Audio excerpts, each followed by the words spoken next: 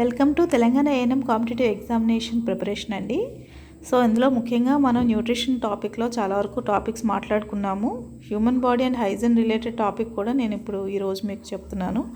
So human body is made up of 78 organs అని మనం చదువుకున్నాం కదా ఇదివరకే. సో అందులోని ఏ ఆర్గన్స్ మీద మనకి ఎక్కువగా ఈ కమ్యూనిటీ బేస్లో మనకి ఐడియా ఉండాలనేది నేను మీకు చెప్తున్నాను. కొన్ని ఇంపార్టెంట్వి. Let's see to that. A small tube shaped organ that is attached to the large intestine అంటే పెద్ద పేగులకి అంటుకునే ట్యూబ్ షేప్డ్ ఆర్గన్ ఏంటి, అవయవం ఏంటి అని అడిగాను. In the lower right side of the abdomen అంటే మన పొట్ట యొక్క కుడి భాగం యొక్క కింద భాగంలోని ఈ యొక్క ఆర్గన్ ఉంటుందన్నమాట. ఇది ఏమై ఉంటుంది అంటే మీకు ఈ పాటికి ఐడియా వచ్చి ఉంటుంది. దీన్ని అపెండిక్స్ అంటారండి. ఇది యాక్చువల్గా ఒక వేస్ట్ ఆర్గన్ అని కూడా అని పిలుస్తారు బాడీలో. సో దీని ఉపయోగం ఏమీ ఉండనప్పటికీ కూడా కొన్నిసార్లు అపెండిసైటిస్ అనే పెయిన్ వల్ల చాలా సఫర్ అవుతూ ఉంటారు, స్టమక్ పెయిన్ వల్ల. అలాగే 24 అవర్స్లో కానీ వాళ్ళకి సర్జరీ అవ్వకపోయినా కూడా చాలా ఇబ్బంది, అపెండిక్స్ రప్చర్ అయ్యి చాలా ఎమర్జెన్సీ అయిపోతూ ఉంటుంది.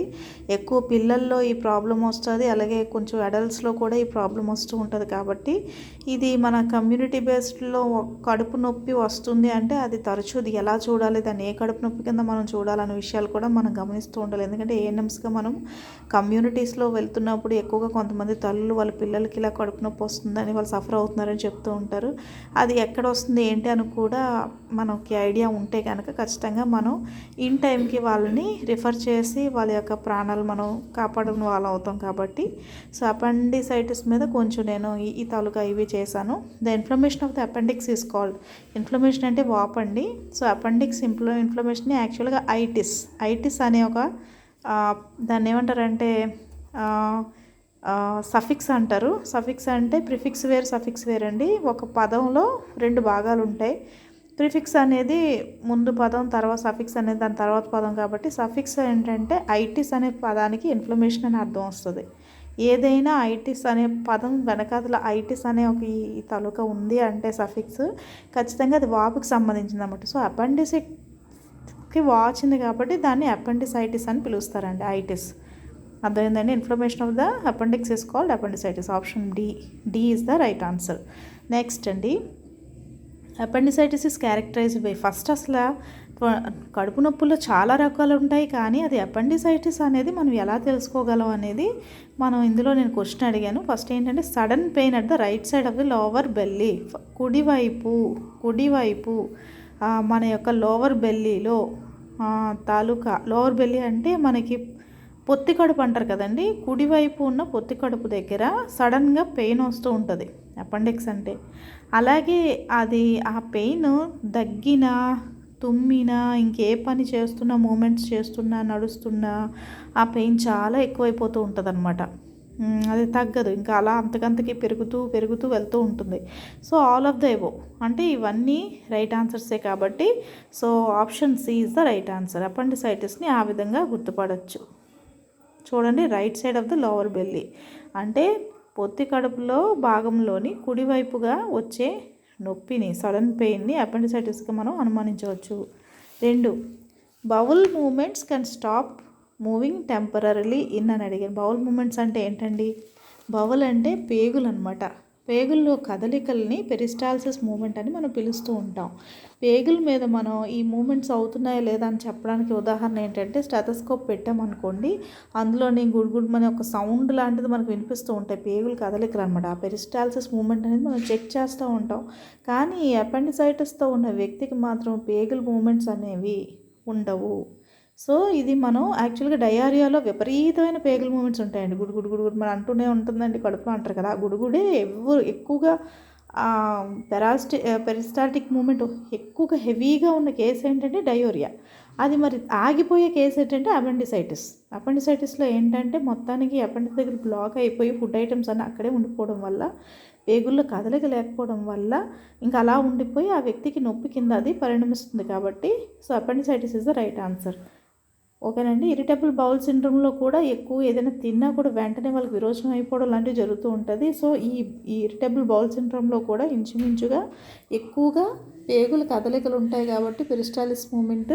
సో మనం దీన్ని కూడా కన్సిడర్ చేసుకోము ఆప్షన్లో. ఇది నన్ ఆఫ్ ది అబోవ్ కాబట్టి నన్ ఆఫ్ ది అబోవ్ కాదండి, అపెండిసైటిస్ ఉంది కాబట్టి తక్కువ పేగులు కదలికలకు ఉండే కండిషన్ ఇందులో ఏంటి అంటే అపెండిసైటిస్ అనమాట. తర్వాత rebound tenderness at the right side of the lower belly. Rebound tenderness అనేది ఏంటంటే అండి, పొత్తి కడుపు మనం పరీక్షిస్తున్నప్పుడు కొంచెం ఇలాగ నొక్కి పెట్టి మనం వదలగానే విపరీతమైన పెయిన్ వస్తుందండి. దాన్ని రీబౌండ్ టెండర్నెస్ అంటారు. అంటే కొంచెం పాపం పొత్తి కడుపులో నొక్కి నొక్కి చూస్తున్నప్పుడు ఆ పెయిన్ ఉన్న ఏరియాలో, అంటే రైట్ సైడ్లో వస్తుందని చెప్పాను కదా, పొత్తి కడుపులో రైట్ సైడ్లో లోవర్ సైడ్లో, అక్కడ మనం నొక్కి ఇలా కొంచెం లోపలికి నొక్కి వదిలినప్పుడు విపరీతమైన పెయిన్ వస్తుందండి వాళ్ళకి. దాన్ని రీబౌండ్ టెండర్నెస్. ఇది మెయిన్ సిమ్టమ్ అండి అపెండిసైటిస్కి, మెయిన్ సిమ్టమ్. సో పిల్లల్లో ఒకవేళ ఇది ఏమైనా ఉన్నట్లయితే ముందు మనం దీన్ని, ఈ సిమ్టమ్ని మాత్రం మనం పరీక్షించాలి. ఈ రీబౌండ్ టెండర్నెస్ అనేది చాలా చాలా చాలా చాలా ఇంపార్టెంట్ సిమ్టమ్ అనమాట. ఇది ఉంటే వెంటనే మనం ఆలస్యం చేయకుండా అది ఖచ్చితంగా ఏ వామ్స్ వల్ల లేకపోతే ఏ ఇండైజెషన్ వల్ల వచ్చిన నొప్పి కాదనిపించుకొని అపెండిసైటిస్ అని మనం నిర్ధారించేసుకొని డాక్టర్ గారికి మనం వెంటనే రిఫరల్ పెట్టాలన్నమాట. సో అది చాలా ఇంపార్టెంట్. ఎందుకంటే 24 hours లోపు మనం కానీ స్పందించకపోతే అది అపెండిక్స్ అనేది రప్చర్ అయిపోయే ప్రమాదం ఉంటుంది. రప్చర్ అయిపోతే ఇన్సైడ్లోనే ఇంటర్నల్ బ్లీడ్ అయిపోయి కిడ్ కానీ ఆ చైల్డ్ కానీ లేకపోతే ఎవరైతే వాళ్ళు చనిపోయే అవకాశం చాలా ఎక్కువ ఉంటుందండి. సో మనం చాలా జాగ్రత్తగా కడుపు నొప్పి అని అనగానే మనం ఎలా మనం వాటిని గుర్తుపట్టడం, ఏ రకంగా వాటిని గుర్తుపట్టడం అని కూడా మనకి నాలెడ్జ్ ఉండాలి కాబట్టి, సో ఇది ఈ తాలూకావి ఇన్ఫర్మేషన్ నేను మీకు చేస్తున్నాను. నెక్స్ట్ ఇంకోటి ఏంటంటే, హ్యూమన్ బాడీలో చాలా ఆర్గన్స్ ఉంటాయి, కానీ ఏ ఆర్గన్ వల్ల ఎక్కువ హ్యూమన్స్ సఫర్ అవుతారు, ముఖ్యంగా ఏ ఏజ్ గ్రూప్ వాళ్ళు సఫర్ అవుతారు, ఇవన్నీ మనకు తెలిసి ఉండాలన్నమాట. సో అది చాలా పెద్ద టాపిక్ అండి. దానికోసం ఒక రోజే కాదు, ఎన్ని సంవత్సరాలైనా మనం మాట్లాడుకోవచ్చు. కాకపోతే మనకి ఉపయోగపడే టిప్స్ ఇవి అడగచ్చు అని అనుకునేవి మాత్రం నేను మీకు ఇస్తున్నాను అనమాట. సో ఈ టైంలో మరి 24 hours వచ్చినప్పుడు ఒకవేళ కుదిరితే సర్జికల్ రిమూవల్ ఆఫ్ అపెండిక్స్ చేస్తారంటే మొత్తానికి అపెండిక్స్ ఆపరేషన్లో అపెండిక్స్ని తీసివేస్తారు. దీన్ని ఏమని పిలుస్తారు అని చెప్పాను మీకు ఆల్రెడీ. సఫిక్స్ ప్రిఫిక్స్ కోసం ఐడియా ఉంటుంది ఆల్రెడీ. అంటే ముందు భాగం వెనక భాగం, అందులో ఎక్టమీ అనే పదం ఏదైతే ఉంటుందో అది రిమూవల్ అనమాట. రిమూవల్ ఆఫ్ ఏ పార్ట్ అయితే ఆ పార్ట్ ఎక్టమీ. ఐటిస్ అంటే ఇన్ఫ్లమేషన్ అని ఇదివరకే చెప్పాను నేను. ఐటిస్ అంటే వాపు అని చెప్పాను. సో ఎక్టమీ ఏంటంటే తీసివేస్తారు. సో ఇది అపెండిక్స్ని తీస్తారు కాబట్టి ఇది అపెండెక్టమీ అండి. So option C is the right answer. So తర్వాత నెక్స్ట్ అండి, infection that inflames air sacs in one or both lungs which may fill with fluid is termed as అని చూపించాను. సో ఇంతవరకు అపెండిక్స్ అయింది. నెక్స్ట్ పిల్లల్లో కనిపించే తరచూ హ్యూమన్ బాడీలో ఉండేవి ఏంటంటే లంగ్స్, అవి చాలా చాలా ఇంపార్టెంట్. సో లంగ్స్లో ఉన్న ఒకవేళ ఆ ఇన్ఫెక్షన్ వచ్చింది, ఎయిర్ సాక్స్ అవి ఫ్లూయిడ్స్తో నింపబడ్డాయి అన్న దాన్ని ఏమని పిలుస్తారని అడిగాను. అసైటిస్ అని పెట్టాను. యాక్చువల్గా అసైటిస్ అనేది ఏంటంటేనండి, మన యొక్క పొట్ట భాగంలో నీరు చేరుతుంది. లివర్ తాలూకా దాంట్లో అబ్స్ట్రక్షన్ ఉండడం వల్ల మన కాలేయంలో పొట్టంతా కూడా ఒక కుండలా తయారవుతూ ఉంటుంది. ఆ తాలూకా వాటర్ అంతా కూడా, ఆ పెరిటోనియల్ ఫ్లూయిడ్ అంతా కూడా మన యొక్క అబ్డామినల్ మజిల్స్లోకి మూవ్ అవుట్ అయిపోయి ఆ కడుపు చాలా కుండలా వస్తుంది. ఇది ఖచ్చితంగా ఇది అయి ఉండదు. సో బ్రాంకియల్ ఆస్మా అని చెప్పాను. బ్రాంకియల్ ఆస్మా కూడా లోపల ఉన్నటువంటి తాలూకా గాలి వెళ్ళే గొట్టాలు ఏమైతే ఉన్నాయో బ్రాంకియోల్స్ అంటారు. ఆ గాలి గొట్టాలు చిన్న చిన్నవి ఉంటాయండి, ట్రాకియాకి కనెక్ట్ అయ్యి కిందకు వచ్చే వాటిని బ్రాంకై అని పిలుస్తారు. ఆ బ్రాంకైల్ ఆస్మాలో అవన్నీ చిన్నవి అయిపోతూ ఉంటాయి, కుచించిపోతూ లేదా వాపుకి గురవుతూ ఉంటాయి. ఇది కూడా కాదండి. సో అది ఫ్లూయిడ్తో నింపబడదండి. ఇక్కడైతే పస్ అని అదైతే ఏమంటారు దాన్ని, ఫ్లెజమ్ అంటే ఇప్పుడు కఫము ఇలాంటి వాటితో మ్యూకస్తో నింపబడుతుంది. ఆస్మాలోని ఫ్లూయిడ్తో నింపబడదు. ఒకవేళ ఫ్లూయిడ్తో నింపబడింది అంటే కనుక ఎయిర్ సాక్స్ అన్నీ కూడా అది న్యూమోనియా కింద మనం నిర్ధారించుకోవాలి. న్యూమోనియా అనేది ఏంటంటే లంగ్స్లో నీరు చేరుతుందనమాట. సో యాక్చువల్గా మనం వింటర్ సీజన్లో ఉన్నాం కాబట్టి పిల్లలు ఎక్కువగా ఎవరైతే ఈ మంచులోని తర్వాత వర్షంలో తడవడం కానీ, లేదు అంటే బాగా సిక్ అయిన పేషెంట్ ఇంట్లో ఎక్కువసేపు ఎక్స్పోజర్లో ఉన్న పిల్లలకి, 5 ఏళ్లలోపు పిల్లలకి న్యూమోనియా వల్ల వచ్చే ప్రాబ్లమ్స్ చాలా ఉంటాయండి. సో ఆ పిల్లడు దగ్గుతున్నాడు అంటే అసలు అదేంటి అనేది మనం మళ్ళీ తిరిగి ఆ యొక్క స్టెథోస్కోప్తో మన లంగ్స్ అన్నీ కొంచెం మనం చెక్ చేస్తూ ఉండాలి. లంగ్స్లో ఏదైనా నీరు ఉంటే కనుక ఆ వచ్చే శబ్దాలు వేరేగా ఉంటాయండి. అవి మీకు యూట్యూబ్లో సెర్చ్ చేస్తే మీకు క్లియర్గా తెలుస్తుంది ఆ లంగ్ సౌండ్స్ ఏంటి, during pneumonia what are the lung sounds అని కొడితే వచ్చేస్తుంది మీకు. సో ఆ సౌండ్స్ మీరు దాన్ని బట్టి ఖచ్చితంగా బాబుకి తాలూకా లేకపోతే పాపకి సంథింగ్ చైల్డ్కి ఊపిరితిత్తుల్లో నీరు చేరి అది దానివల్ల జ్వరము తీవ్రమైన చలి జ్వరంలో వస్తుంది. బిడ్డ బరువు తగ్గిపోవడం, ఎక్కువ ఏడవడం, ఆ చలి వల్ల చాలా వరకు ఇబ్బందులు ఎదుర్కోవడం లాంటివి ఎదుర్కొంటూ ఉంటాడు. సో ఎక్కువ నైట్ టైం కూడా ఫీవర్ వస్తూ ఉంటుంది. అలాగే చాలా వరకు వెయిట్ లాస్ అయిపోతూ ఉంటాడు. సో న్యూమోనియా అనేది చాలా చాలా చాలా ప్రమాదకరమైనటువంటి రోగం అంటే 5 సంవత్సరాలలోపు బిడ్డలకి. సో ఇది మనం ఒక ఏఎన్ఎంగా మనం దీన్ని ఏం చేయాలనేది కూడా మనం అర్థం చేసుకొని వెళ్ళాలన్నమాట. మన యొక్క మెయిన్గా మన భారతదేశంలో ఎటువంటి ప్రాబ్లమ్స్ వస్తాయి అనే దాని మీద కూడా నేను ఎక్కువగా తయారు చేసిన తాలూకా ఎంసీక్యూ అనమాట. The most common cause of viral pneumonia in adults sir అని చెప్పాను. అసలు వైరల్ న్యూమోనియా అనేది దేంతో వస్తుంది, పేరులోనే ఉందండి వైరల్ అని. సో ఇందులో ఇన్ఫ్లుయెంజా వైరస్ ఉంటుంది, రైనో వైరస్ ఉంటుందండి. ఈకోలై బ్యాక్టీరియా అనేది ఖచ్చితంగా ఈకోలై బ్యాక్టీరియా అయితే కాదు, వైరల్ అని చెప్పినందుకు వైరల్ తాలూకా న్యూమోనియా కాబట్టి. ఇన్ఫ్లుయెంజా వైరస్, రైనో వైరస్ అంటే కామన్ కోల్డ్ అండి. కామన్ కోల్డ్ అంటే జలుబు దీనివల్లే వస్తుంది. సో ఈ రెండింటి వల్ల కూడా న్యూమోనియా వచ్చే ప్రమాదం ఉంది కాబట్టి option A and B are the right answers అండి. సో వీటికి ఖచ్చితంగా ఇన్ఫ్లుయెంజా వ్యాక్సినేషన్ ఉంటుంది. మీకు వ్యాక్సిన్ షెడ్యూల్లో అది ఎప్పుడు ఇవ్వాలి ఏంటి అని కూడా 5 ఏళ్ళలో పిల్లలకి మీరు చదువుకునే ఉండుంటారు. సో ఆప్షన్ ఏంటంటే ఇక్కడ ఇందులో ఆప్షన్ ఏ అండ్ బి అంటే ఇన్ఫ్లుయెంజా అండ్ రైనో వైరస్ వల్ల వైరల్ న్యూమోనియా వచ్చే అవకాశం ఉంది. అలాగే చూడండి, న్యూమోనియా అనేది ఎంత ప్రమాదకరమైందంటే 14% మరణాలు పిల్లల్లో, అందులో అండర్ 5 మరణాలు 14% మరణాలు న్యూమోనియా వల్లే అవుతున్నాయండి. న్యూమోనియా వల్ల వాళ్ళ యొక్క గాలి సరిగ్గా తీసుకోలేకపోవడం, డొక్కలు ఎగరేయడం, లంగ్స్లో ఉన్న తాలూకా ఆ నీరు వల్ల వాళ్ళు శ్వాసలో చాలా ఇబ్బందులు ఎదుర్కొంటూ ఉంటారు. నిద్దట్లో చనిపోతూ ఉంటారు పిల్లలు చాలామంది. పాలు తాగడానికి చాలా ఇబ్బంది పడుతూ ఉంటారు. ఇలా రకరకాలుగా ఉంటుందండి. సో న్యూమోనియా అనేది చాలా చాలా క్రూషియల్, అది చాలా చాలా ఇంపార్టెంట్. చిన్నదని చెప్పి పక్కన పెట్టడానికి లేదు. సో ఇందులో రైట్ ఆన్సర్ ఏంటి అంటే ఆప్షన్ బి అండి.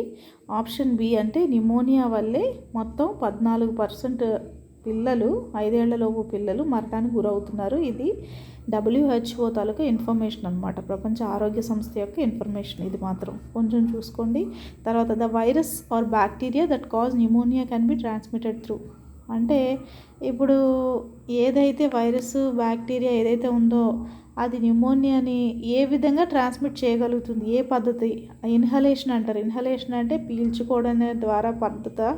ఎయిర్ బోర్న్ డ్రాప్లెట్స్ అంటే ఇవి నోటి తుంపరలు తాలూకా గాలిలో కలిసిపోయి ఆ గాలిని పీల్చుకోవడం వల్ల వస్తుందా, లేకపోతే బ్లడ్ అంటే రక్తం ద్వారా కూడా వస్తుందా? ఎందుకంటే చైల్డ్ బర్త్ అయ్యేటప్పుడు లేకపోతే చైల్డ్ బర్త్ అయిన తర్వాత కూడా షార్ట్లీ ఆఫ్టర్ ఇది వచ్చే అవకాశం ఉంటాయి. ఇవన్నీ కరెక్టేనండి. ఈ మూడింటి వల్ల కూడా న్యూమోనియా అనేది డెవలప్ అవుతుంది. అందుకే నేను చెప్పాను 5 years లోపు పిల్లలకి చాలా చాలా రిస్క్ కాబట్టి ఇవన్నీ మనం గమనిస్తూ ఉండాలన్నమాట. తర్వాత a child's immune system maybe weakened by అని అడిగాను. ఇమ్యూన్ సిస్టమ్ అంటే వ్యాధి నిరోధకత దేనివల్ల నీరసపడిపోతూ ఉంటుంది. అది మాల్ న్యూట్రిషన్ వల్ల, అండర్ నరిష్మెంట్ వల్ల. నేను మాల్ న్యూట్రిషన్ అండర్ నరిష్మెంట్ ఒకటే అనుకుంటారండి. మాల్ న్యూట్రిషన్లో చాలా పద్ధతులు ఉంటాయి. మాల్ న్యూట్రిషన్లో చాలా కండిషన్స్ ఉంటాయి. అందులోని సన్నగా ఉన్న క్వాషియార్కోర్ మరాస్మస్ మాత్రమే కాదు కానీ లావుగా ఉంటే ఒబేసిటీ కూడా కారణం అవుతుందని మీకు ఆల్రెడీ చెప్పున్నాను నేను. మాల్ న్యూట్రిషన్ క్లాసెస్ అంతమంది విన్నారో నాకు తెలియదు కానీ. సో మాల్ న్యూట్రిషన్ అనేది చాలా చాలా ప్రమాదకరమైంది. అది ఇమ్యూన్ సిస్టమ్ని వీక్ చేస్తుంది. అలాగే అండర్ నరిష్మెంట్ అంటే తక్కువ తీసుకునే ఆహారం కన్నా తక్కువ ఆహారం తీసుకోవడం, లేకపోతే ఏవైతే ఆరోగ్యకరమైన ఆహారం ఉంటుందో వాటిని కాకుండా జంక్ ఫుడ్స్ వాటిని అన్నింటిని తీసుకోవడం, ఇవన్నీ అండర్ నరిష్మెంట్కి కారణం అవుతుంది. అలాగే పారాసైటిక్ ఇన్ఫెక్షన్స్ కూడా ఇందులోకి వస్తుందండి అండర్ నరిష్మెంట్లోకి.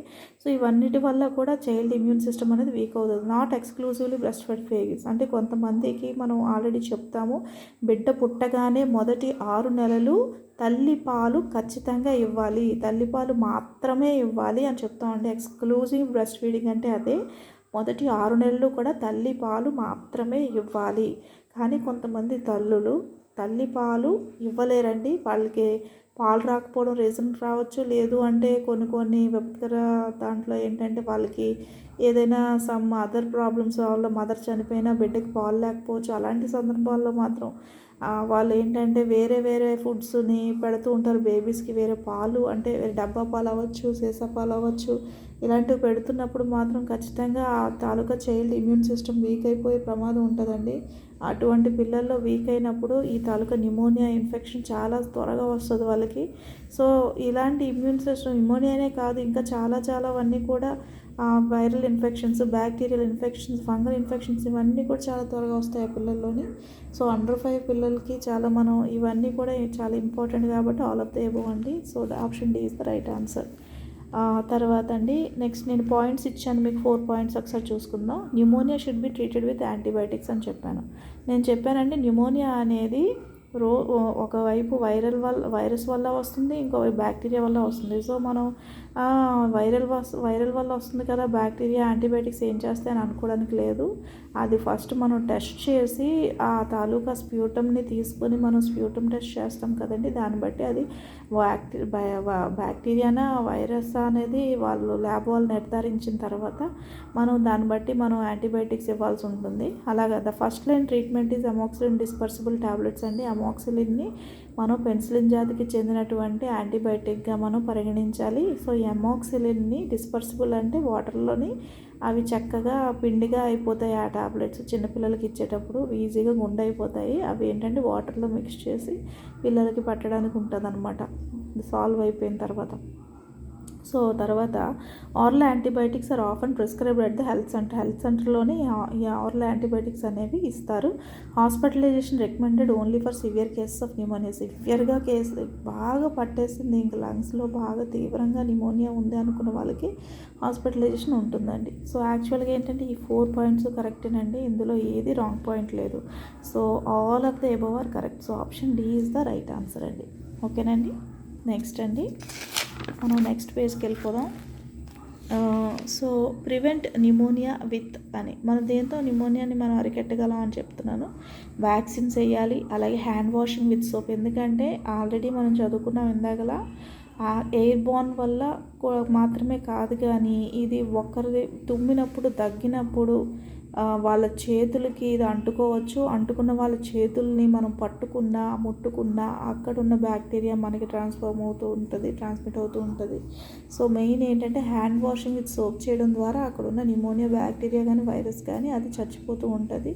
సో ఇది చాలా ఇంపార్టెంట్ అండి న్యూమోనియా ప్రివెన్షన్కి. అలాగే reducing house hold air pollution. ఇప్పుడు ఫర్ ఎగ్జాంపుల్ ఎయిర్ పొల్యూషన్ తగ్గించడం అంటే ఇంట్లోని పాత ఏసీలు ఉంటాయి, కొంతమంది అదే పనిగా డోర్లన్నీ మూసివేసి వెంటిలేషన్ లేకుండా చూసుకుంటూ ఉంటారు. అందుకే ఒక ఏఎన్ఎంగా మనం వాళ్ళకి ఇంటికి వెళ్ళినప్పుడు వాళ్ళకి ఎన్ని వెంటిలేషన్ విండోస్ ఉన్నాయని కూడా మనం కమ్యూనిటీ హెల్త్ నర్సింగ్లో చెక్ చేసుకుంటూ ఉంటాం. Number of Windows, number of doors అని కూడా రాసుకుంటూ ఉంటామండి. దానికి మెయిన్ కారణం ఇదే, ఎయిర్ పొల్యూషన్ తగ్గడానికి వాళ్ళల్లో ఉండే వెంటిలేషన్ ఏంటి అనేది కూడా మనం చూస్తూ ఉంటాం. ఎందుకంటే న్యూమోనియా లాంటి ప్రాణాంతకమైన వ్యాధులు రాకుండా నివారించడానికి. సో ఇవన్నిటి కూడా చాలా ఇంపార్టెంట్ అండి. ఆల్ ఆఫ్ ద అబోవ్ అంటే option D is the right answer pneumonia ప్రివెన్షన్కి. తర్వాత the practice of maintaining cleanliness and good health and preventing the spread of disease is called అని అడిగాను. సో ఇవన్నీ స్ప్రెడ్ ఆఫ్ డిసీజ్ ఇవన్నీ maintain చేయడాన్ని ఏమంటారు అంటే హైజీన్ అంటారండి.